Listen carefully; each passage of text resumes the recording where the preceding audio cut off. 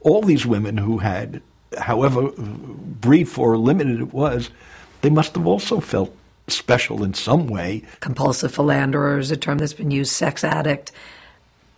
How would you describe him? I think he was someone who was very needy in some way or other. There was something lacking in him, something that drove him, made him a compulsive womanizer. In a way, I think he was out of control.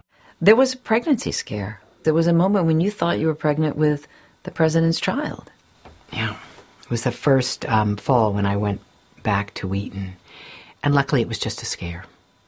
But you told Dave Powers. I did.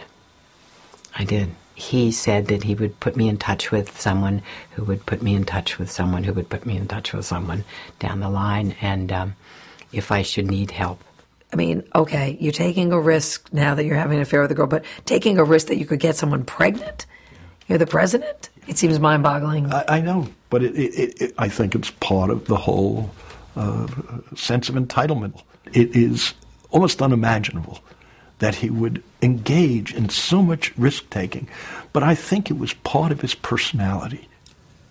A personality that Mimi Alford says included an even more shocking side that went beyond infidelity.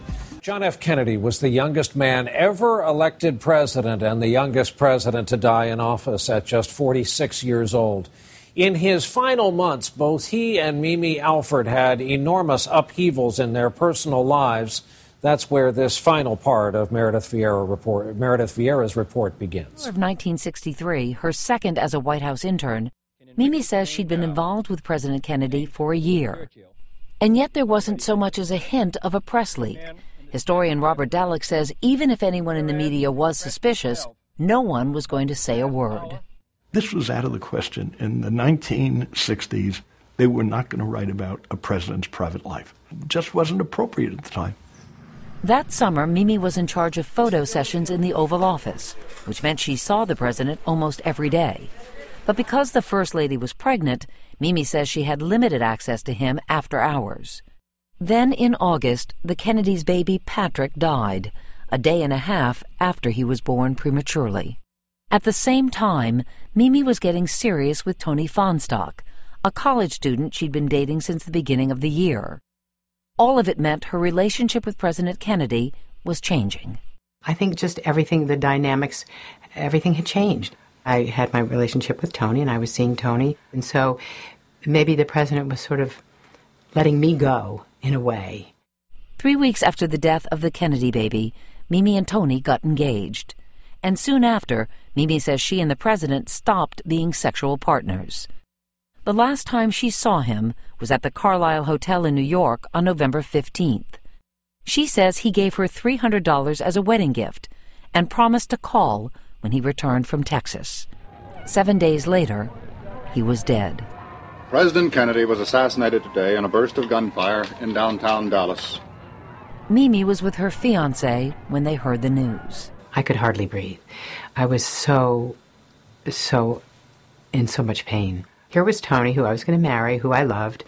There was the president, who I had loved, who I had spent 18 months with. He was dead. The feelings were just explosive inside me.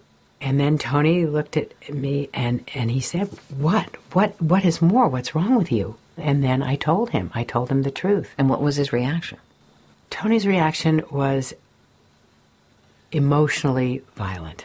His response was so devastating that at that moment, what happened for me was I shut down emotionally, because what Tony said to me was, you and I will never, ever talk about this, and you are never to tell anybody else.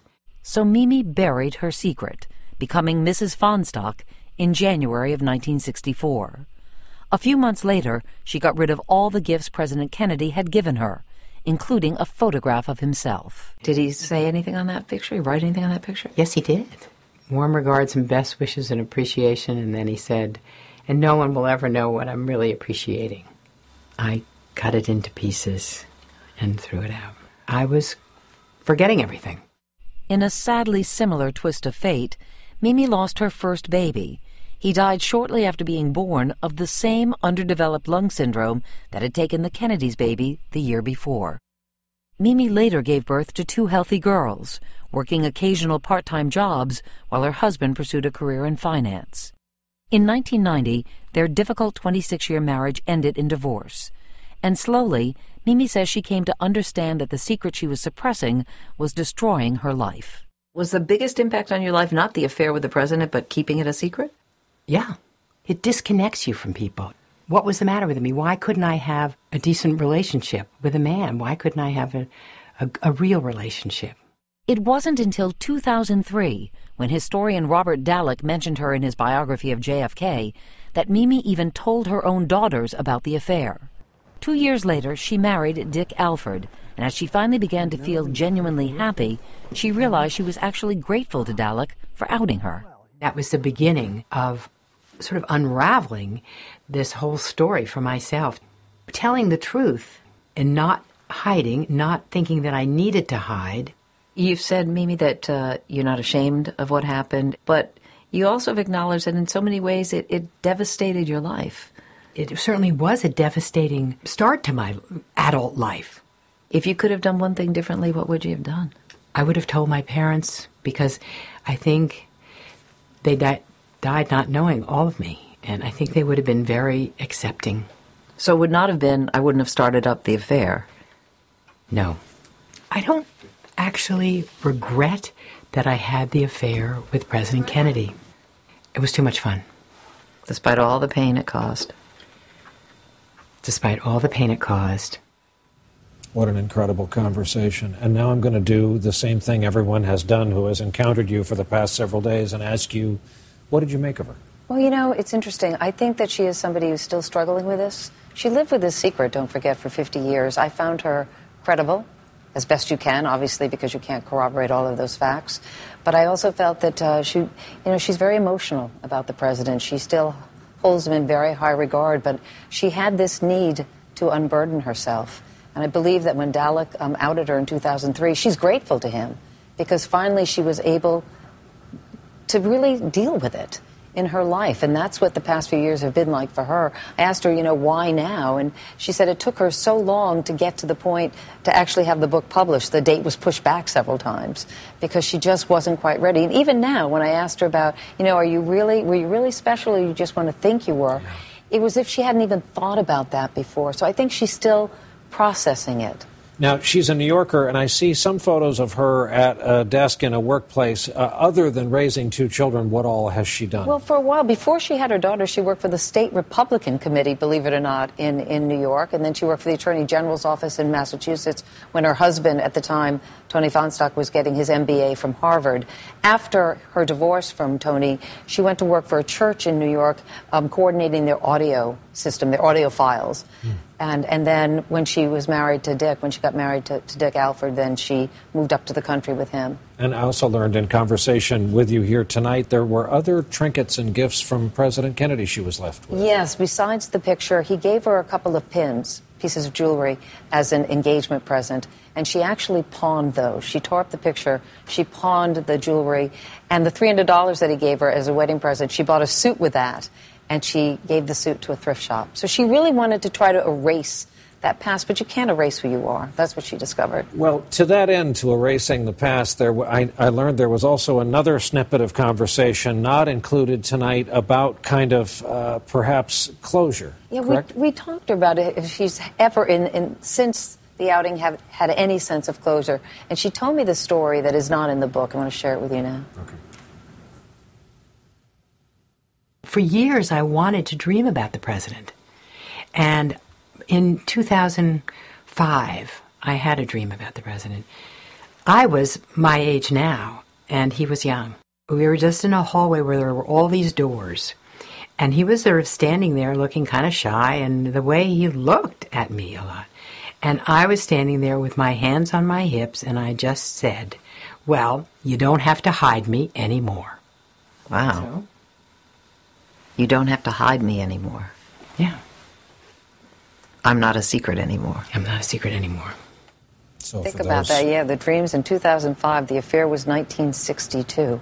And she finally, through that dream, felt she'd found her voice. And what a mythic figure. I was saying earlier, I grew up in a house with a picture of him in the kitchen, and so did a lot of folks watching tonight, and they're engaged in this And she story. still has the highest regard for him, despite some of the circumstances that she was put in, she says she was put in. Well, our thanks to you for so expertly leading this conversation. A great bit of reporting, Meredith. Thanks. And welcome to the broadcast. We appreciate it. As we mentioned, we've seen quite a robust response to this story online already. And if you'd like to join in the conversation, go to rockcenternbc.com. As we said at the beginning of our broadcast tonight, John Fitzgerald Kennedy remains a mythic figure in American public life and in the memories of so many of us. Meredith's interview here tonight has just added, in a way, another chapter to that. So what do we make of all of this? How do we square it with JFK's vaunted role in our history and our society? We thought it was important to add something here, and so we asked three authors to reflect on the Kennedy legacy with this in mind. Here now, Doris Kearns Goodwin, Chris Matthews, and Richard Reeves. All three have researched and written books about John F. Kennedy, and tonight all three weigh in on the president's legacy, starting with Chris, whose most recent book about JFK is called Jack Kennedy, Elusive Hero. I called him an elusive hero because that's what Jacqueline Kennedy, his widow, said of many years later. She said that unforgettable, elusive man. Even she couldn't quite figure out who he was. A nation reveals itself not only by the men it produces, but also by the men it honors, the men it remembers. The greatest heroes are often the most flawed. People have already factored in the idea that he had other women in his life. Somehow the American people seem to have absorbed these stories over time, and it hasn't changed their fundamental liking for the memory of John Kennedy. John F. Kennedy and his wife, too, are cultural figures who will live far beyond their years. There was a universality about their virtues, their looks. They were beautiful, and we like to see ourselves reflected in them, and I just don't think that's going to change. He broke his life up into separate pieces, separate compartments, and they were very sealed off, each from the other. He had a frightening strength of being able to read everyone else's emotions, but not let them affect him. He did what he wanted to do, regardless of other people's feelings. And I think that made him strong. It also brought him into the area we're talking about here. We expect our husbands, our friends, to have certain kinds of fidelity toward us. We expect our leaders to give us good leadership, and that's a different thing. I believe we should go to the moon.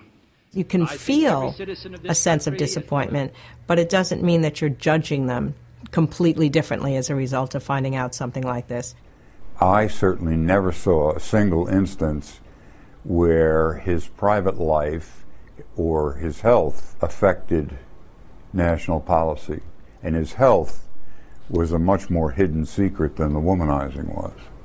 There's the Cuban Missile Crisis, the decisiveness with which he dealt with that. There's the Nuclear Test Ban Treaty. There's the beginning move toward the desegregation law. There's the Man on the Moon. There's the Peace Corps. There's the idealism of that period of time. And then you got on top of that a life cut short by the assassination, all of which allows you to imagine what might have been had he lived longer. The torch has been passed to a new generation of Americans. Jack Kennedy colorized American politics. He took it from black and white and made it a Technicolor movie. He made it exciting. And from that moment on, every guy that's come up through high school has said, I want to be Jack Kennedy. And so with it all, the total picture still arouses the country, the whole picture.